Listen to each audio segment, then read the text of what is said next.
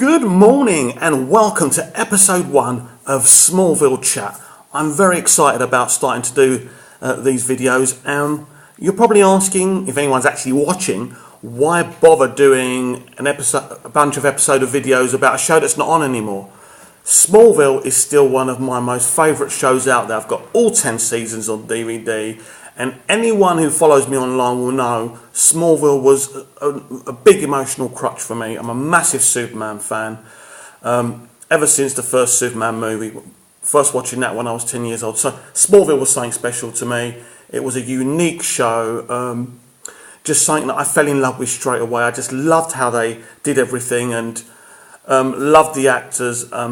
Alfred Goff and Miles Miller, the two guys who developed Smallville and come up with the idea, I thought were amazing. I think especially the first 7 seasons, really special. First 3 seasons, extremely unique. But I'm not just here to talk about the actual show. I have come up with a super awesome idea for a reboot of Smallville. It's an original idea. I know I'm saying it's brilliant because I've come up with it. I'm not that arrogant. I think it's going to work.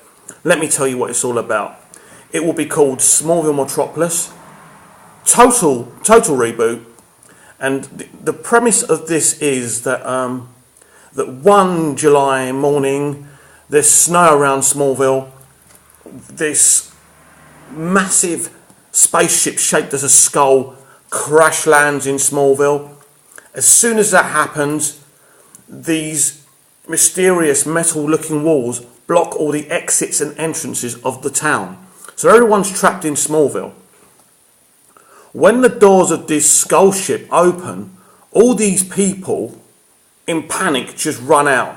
Now they're not people, they're aliens. They're Kryptonians, they're from the planet Krypton, which we all know, anyone who knows anything about Superman knows that's where Superman originates from, the planet Krypton. So all these Kryptonians just flee, and they pretty much go to the other side of the town, pretty much hiding on the mountains of Smallville.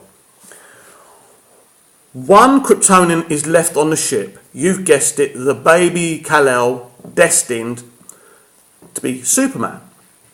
Jonathan Kent, who is actually a divorcee, him and Martha are divorced in my universe, goes into the ship after hearing a baby crying, picks the baby up, takes him out of the ship, and of course he decides to raise the child. Now, big Superman fans will know this skull ship belongs to Brainiac, which I will be introducing to my rebooted idea. Now, there is a place where you can find out so much more about my reboot Smallville-Metropolis. Surprise, surprise, my Facebook page is called Smallville-Metropolis. There's weekly spoilers of the week, sometimes more than a week. So you can go on there and you'll see loads of spoilers of the week, and I've also come up with, for the first season, I've come up with this core concept of the Doomsday Apocalypse. Now, what the Doomsday Apocalypse is, yes, of course, it's connected to the actual creature Doomsday, who in the comics kills Superman, and Superman kills vice versa. What happens is, through an experiment, the Doomsday gene can be passed around from person to person. So I want you to imagine zombies. In The Walking Dead, anyone who dies becomes a zombie. Well, this is a bit different. The Doomsday gene is passed from person to person. They don't have to die. And as soon as they get that gene, eventually they will become a Doomsday creature. So yeah, and this is the arc of my first season of Smallville-Metropolis. Now, also, I forgot to mention that one of the most important things about my Smallville-Metropolis concept, that there will be flash forwards to the Superman era in Metropolis. That's why it's actually called Smallville-Metropolis. And I looked at Lost for a lot of inspiration for this, because I loved the back flashes. I liked the way they concentrated on a character every week. And what happened with those characters, you saw their soul unravel within that episode. You saw them going through something on the island, then you kind of got to know them a bit better on the flashbacks. That's exactly what I want to do with the flash forwards to Metropolis. But sometimes we'll even flash back to Krypton. And there's loads of, a character I'm definitely introducing is Lillian Luthor. Now, you may have heard Lillian Luthor mentioned in the original Smallville show. She was, of course, Lionel Luthor's wife, who died. Now, Lionel will be involved in Smallville-Metropolis. Don't worry about that, no question about that. But the main character out of the Luthors, apart from Lex, obviously, who obviously will be involved, but Lillian is the main parent. She's the one, and she's a badass. She's a badass. She's taking really what you think about what Lionel was in Smallville. This lady will be everything and more. And I've really fleshed her out to give her a really exciting backstory. And her backstory, one part of her backstory is that she was raped by Thomas Wayne, yes, father of Bruce Wayne, aka Batman, and which basically means that Lex Luthor is actually Thomas Wayne's son, which means Bruce Wayne and Lex Luthor are half brothers. Now, Bruce Wayne will feature in my universe, yes. Check this, Bruce Wayne will be in Smallville-Metropolis. And obviously, eventually it will come out what his real parentage is. So basically, yes. Lillian Luthor, many years ago, was raped by Thomas Wayne, and Lex and Bruce are half brothers. So that's one of the things I'll be doing. Something else. Now, obviously, I haven't mentioned Martha Kent yet. I've already said that Jonathan and Martha are divorced. One of the weird events that happens is that with these walls just appearing and blocking everyone in the town, something else appears. Underneath the town, Arkham Asylum is discovered underground Smallville. How has it got there? Part of the mystery. But when they go exploring and they discover Arkham Asylum, they discover one inmate. You've guessed it, it's Martha Kent. What is she doing there? She's been missing for years. So, yeah, what I'm going to do with Martha, she has got a mental illness problem, and I'm going to focus on that. I think it'd be a very interesting aspect to Martha. Instead of having her making apple pies every week and just sitting there looking pretty, and I want to make Martha a big part of this, a big part of Clark's life, a big part really of the core meat in the sandwich, if you like. This is what I call big drama, meat in the sandwich. Instead, I don't like substitutes sitting on a bench as characters. I like all my characters to be larger than life, and to have a point to them being there. When I watch a show and I see these characters, it happened with Pete Ross in the original Smallville. I'm thinking, why is he actually there? But in season 2, when he found out Clark's secret and he had some involvement, you actually saw that Sam Jones was actually quite a good young actor, and the character started getting into people's hearts. So this is what I'm going to do with Martha. She is going to suffer with mental illness. So then we talk about Lionel Luthor. How do we bring him into it? Well, Lionel Luthor, I mean, you could imagine if Lillian's going to be this badass, and she's a badass behind a lot of things. She could even be behind these mysterious walls appearing. But Lionel, really, we don't know much about him. Lionel, of course, founded Luthor Corp, but he's a bit of a mystery. And at first, I'm going to edge him in very slowly, and he knows a lot of Lillian's secrets. So he's a danger to Lillian.